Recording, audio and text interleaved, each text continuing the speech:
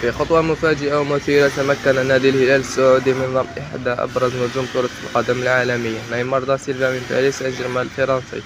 يعد هذا الانتقال حدثا تاريخيا في عالم الرياضة، يثير تساؤلات وتوقعات كبيرة بقيمة انتقال تقدر بعشرات الملايين من الدولارات. تعد صفقة نيمار مع الهلال خطوة غير مسبوقة في تاريخ الأندية السعودية.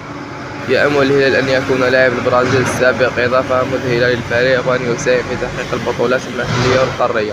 من المتوقع أن يجلب انضمام نيمار إلى الهلال اهتماما كبيرا للدوري السعودي، وربما يكون له تأثير إيجابي على تطوير مستوى الكرة في المملكة. مع ذلك قد يتطلب تكييفه مع الظروف المختلفة والبيئة الجديدة بعض الوقت. مع هذه الخطوة يبدو أن الهلال يريد تعزيز مكانته كواحد من أقوى الأندية في منطقة الشرق الأوسط وآسيا، لكن مع التوقعات العالية تأتي ضغوط كبيرة لنجاح هذا الانتقال وتحقيق النتائج المرجوة.